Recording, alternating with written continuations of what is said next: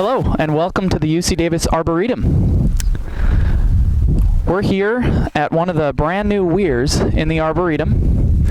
I wanted to give you a little bit of an introduction to the hydrology of this unique water body and this unique park.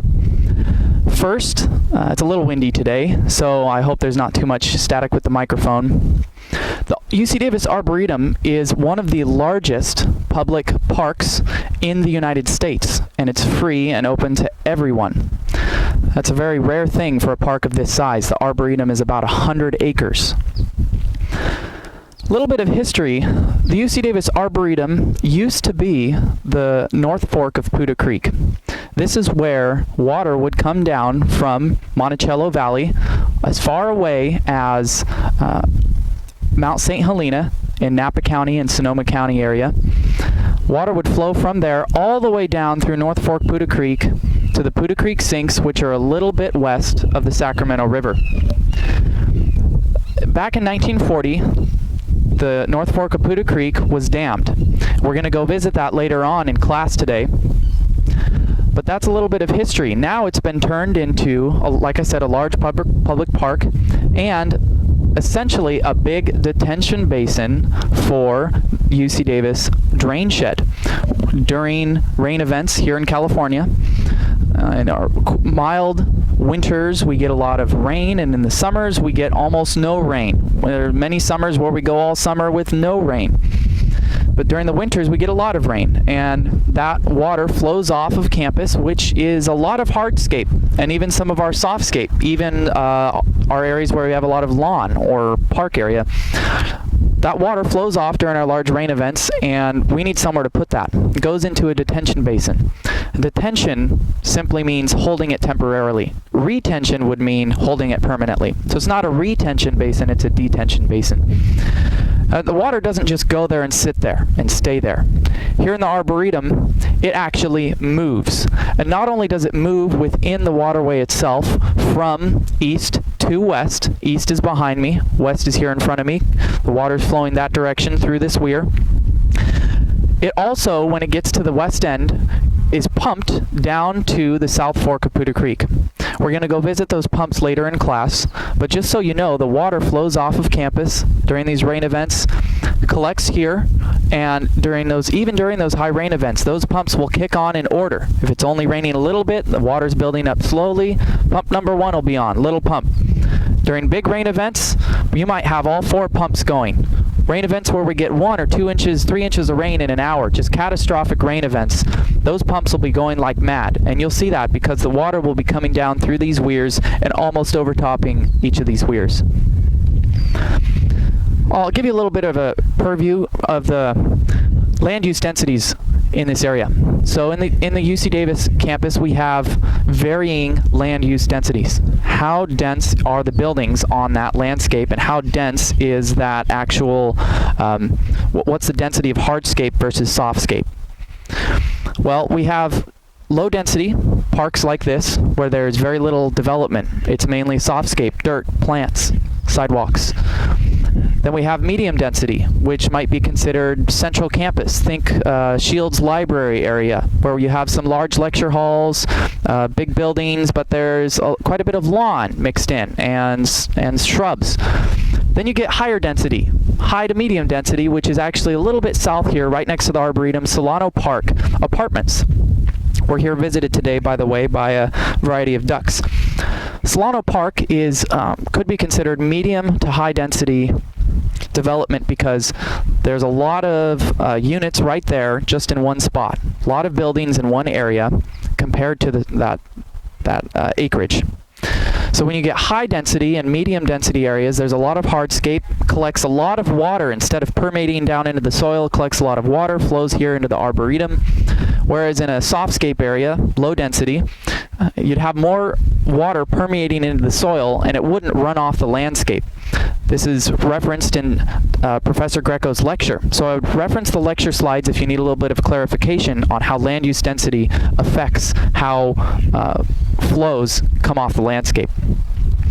We're going to now move into the biological process there. So as I mentioned earlier, Mediterranean climates have hot, dry summers and cool, wet winters. And in the winter, we get what's called a first flush flow. It's the first rain of the season. We will go 6 to 8 months some years without any rain. And even if we go just a couple months without any rain, what you get is a lot of buildup of pollutants and just material and debris on our hardscapes. Think oil on roads, gasoline, think litter in our waterways, litter in our gutters. All of that during a large rain event, the first large rain event of the season, will flush off the landscape and flush right into our waterways. Again, that's a first flush flow. Why is that a problem? Well, there can be a lot of nutrients that come off of the hardscape with that first flush flow because it's been building up all summer. You get a lot of nitrogen and phosphorus, especially from our ag areas and from areas where there's a lot of lawn or plants. We don't use a lot with our native plants, but especially with our horticultural plants. Put a lot of fertilizer on. That fertilizer makes it into our waterways. Algae consume those nutrients. Think about it. There's suddenly now a lot of nutrients in the water. It's still relatively warm because it's late fall or sometime in fall. And the algae will bloom, and they actually produce a lot of oxygen. They're photosynthetic. Algae are actually plants. So they produce oxygen, consume carbon dioxide. During that time, the oxygen density of the water can improve a little bit, actually, can go up. But then what happens is the algae die. And even if the algae is still blooming, the algae that has died has now sunk to the bottom, and it's decomposed by bacteria and other microbes on the bottom of the water. Those microbes suddenly have a field day because there's all of this algae organic matter on the bottom of the water body.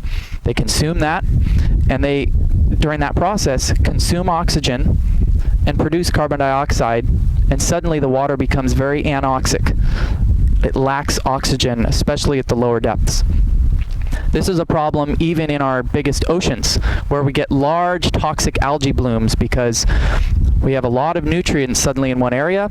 Algae bloom, then they're decomposed in the water by microbes, becomes anoxic, and it kills all the fish. You'll get millions and millions of fish dead. That has actually happened here in the Arboretum before. We've had fish kills. However, over the last few years, bringing that up to the present, over the last few years, we have had some great improvements here in the Arboretum. Not only have they been installing more native plant gardens and native plant scapes across the Arboretum, but they've put in these weir structures. They've essentially changed the flow of Poudre Creek. Instead of having just one weir that was partway down, they have many of these little weirs that you'll see installed where it essentially acts like Panama Canal in a certain way. The east end behind me is the highest end, where the water is at the highest elevation and it steps down going all the way to the west end. The reason for that is they want this aeration. So as you see right here in front of me, the water will flow over this little weir. See little bubbles forming. It's putting oxygen into the water. It's aerating the water. Think like a bubbler in a fish tank or an aquarium. It's the same exact process. You're trying to keep the fish alive, keep the water from becoming eutrophic. It's just aerating that. This can also happen via stratification, where you get large temperature differences in water. Think the surface of the temperature of the water gets very hot.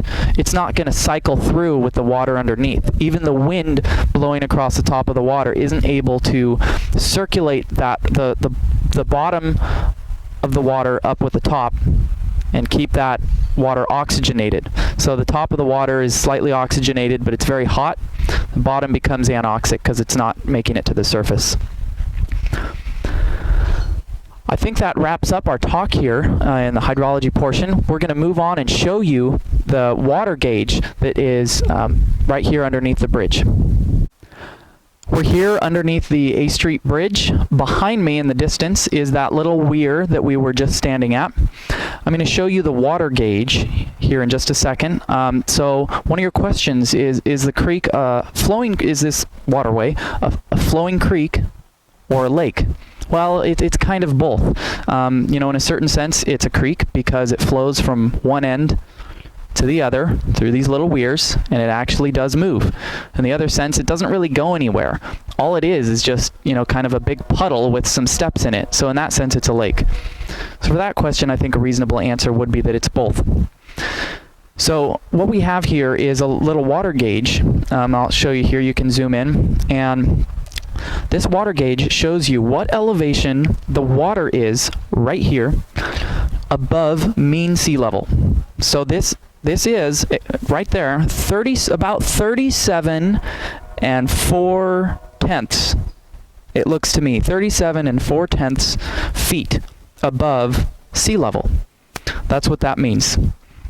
You know, they have changed at what elevation the pumps turn on, because now, like I said, they have built all these weirs in. I'm not exactly sure what elevation the pumps would start now, but I just want you to show, and you could zoom in and along that line there and see that the water line of the pollen is actually only just maybe 5 or 6 inches above the surface of the water right now.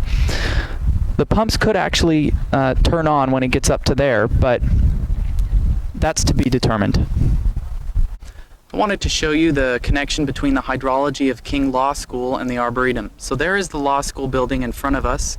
I'm going to pan left here and show you. There's the stormwater outfall. It's hidden a little bit by shrubbery for King Law School. It's right down in that neck of the woods. So that's where that water comes out from the drain grate below the rain garden. And on your assignment, it actually mentions a couple of stormwater outfalls. You don't have to map them this year, but I wanted to give you an idea. There are a lot of these up and down the creek. Many, many dozens of stormwater outfalls is essentially just drain pipes that flow into the Arboretum. And that's just one. There's another one there in the distance. You can see that. This is also an interesting section of creek because right here on the left, you can see a mature valley oak that is likely a relict valley oak that established back when Poudre Creek, long time ago, over 100 years ago, probably when Poudre Creek was still flowing and flooding in this region. Beautiful, mature valley oak.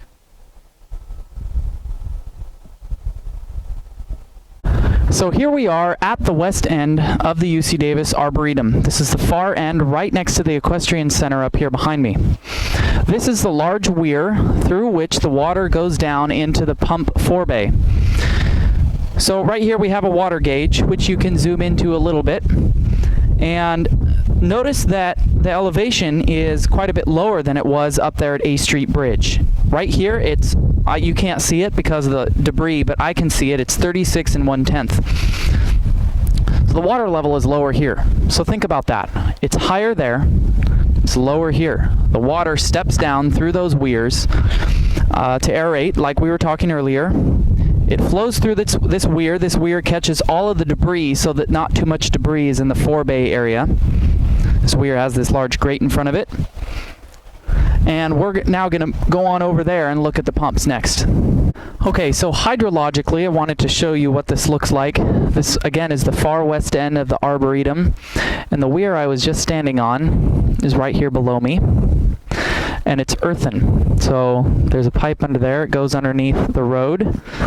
And then on the far side, back there where that hill is, behind that chain link fence, is the pump forebay, and we'll visit that next. But I wanted to show you, right here in front of me is a very large, again, remnant valley oak, left over from the days when Poudre Creek used to be flowing through here and would flood and allow these valley oaks, which like to have moisture deep down in the soil, so they tend to occur in riparian areas. Then we have on the far side some cottonwoods, and that's a species we didn't talk about earlier, and that species is Populus fremontii. So they are only riparian areas. They like to have their feet wet, as it were. So they only occur in a narrow recruitment zone on the banks. So we actually have 4 or 5 of those relict or remnant cottonwood trees left over from the days when Poudre Creek flowed through here and would actually flood high enough to allow those trees to recruit in that narrow zone, that narrow elevational zone. So here we are in the pump forebay area. We are now facing east, and the water flows towards us down this forebay into this pump intake. So below us we actually have a lot of tule debris. That's that species in there, and there are actually some red-eared sliders jumping into the water.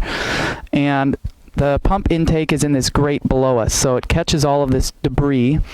And I want you to notice here again, another gauge. This is feet above mean sea level. We were just over there at the weir looking at it, and it said 36 1/10. Well, now it says 34 9/10, even lower.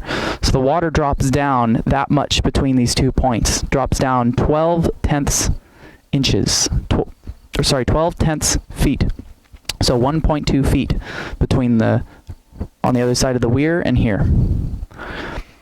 Up behind me, we're going to look up here at the pumps themselves.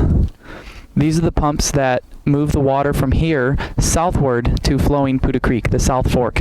On the right are the smallest pumps. They kick on and run when the smallest amount of water, and I actually don't hear either of them on right now, so it might just be that the water is building up and then they'll kick on when it gets high enough. And then during the biggest storms, the larger and larger pumps turn on and move the water towards flowing Poudre Creek on the south side. Okay, so we are out here now doing our driving tour, which is a normal part of the lab, along the old North Fork of Poudre Creek, and there you can see a remnant cottonwood. And notice that there's, sorry about the speed bump, notice that there's not too much shrubbery in here. It's mainly grass, and that's because this is now a sheep pasture. So we have some valley oaks up there on the banks of what used to be North Fork Poudre Creek. Like I said, now a sheep pasture and cow pasture. And this end, I believe it's a cow pasture. Just appreciate all of these remnant valley oaks that we now have. They established their taproot back when Poudre Creek flowed through here at a level and in flood events that had a level high enough for them to establish, because now they have a taproot that can reach groundwater. If they were to try to establish now, notice how there are no juvenile or small valley oaks. If they tried to establish now, they couldn't because they're a little too far from groundwater. Same thing with the cottonwoods. They've reached groundwater. We have a couple elderberry there in the distance.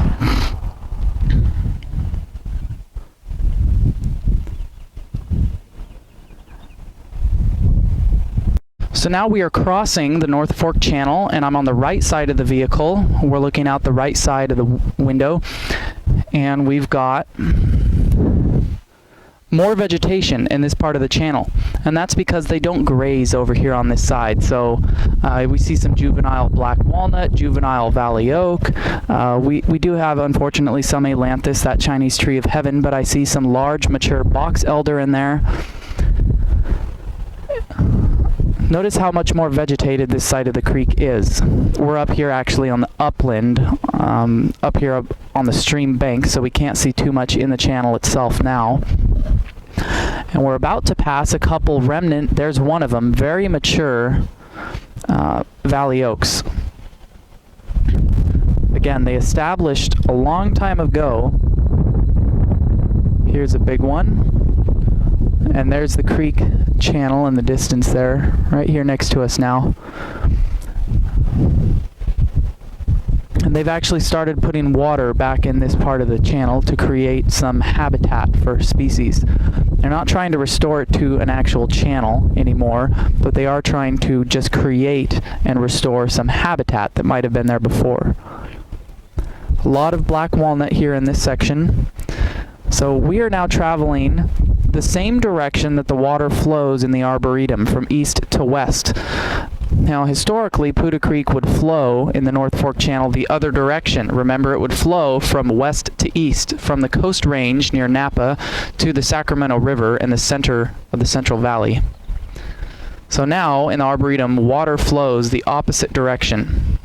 There we have some drain water from one of the research sites out here. And we are making our way down the North Fork Channel to the North Fork Dam. So remember, that went in 1940. The North Fork Dam is a little bit difficult to discern out here these days because there's just a road on it, and it's rather large. It doesn't look like a dam in the normal sense. They essentially just bulldozed a bunch of dirt between the South Fork Channel, which is flowing Poudre Creek now, and the North Fork, essentially just cutting it off and putting a road over it. We're going to stop and take a look at that. There it is. Okay, so we are here now on the North Fork Dam itself. I'm standing right on it.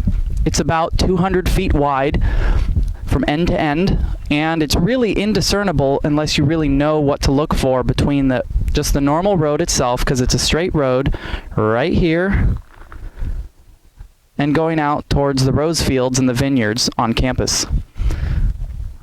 I'm going to now go up to the chain link fence and look north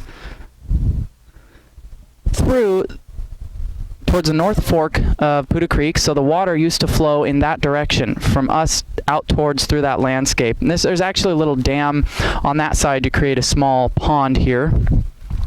And now we're going to go over and walk to the other side.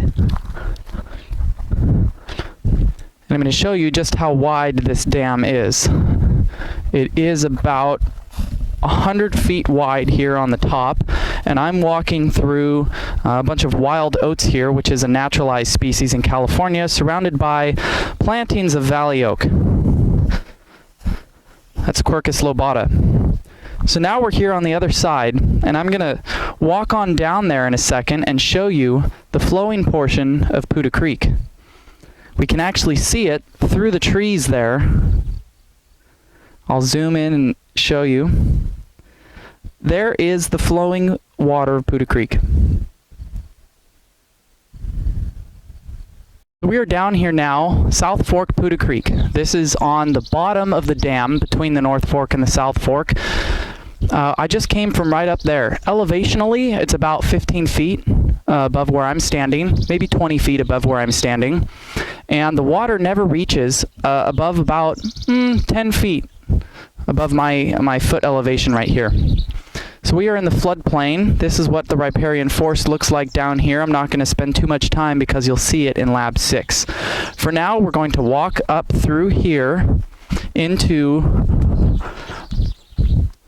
the actual channel of base flow Poudre Creek. And base flow meaning what flows, the lowest flow during the year. Step over some logs here. We see some Salix. This looks like Salix levigata again. Remember, we're looking at that in the Arboretum. And down here is actual flowing Poudre Creek.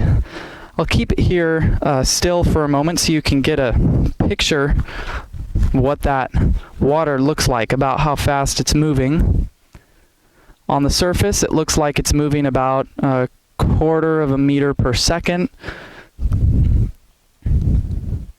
And I just saw some fish down here in the water. Professor Greco always likes to point out and make the connection between old North Fork Poudre Creek, the Arboretum, and flowing Poudre Creek, main channel. Today, this will conclude Lab 3, UC Davis Arboretum and Poudre Creek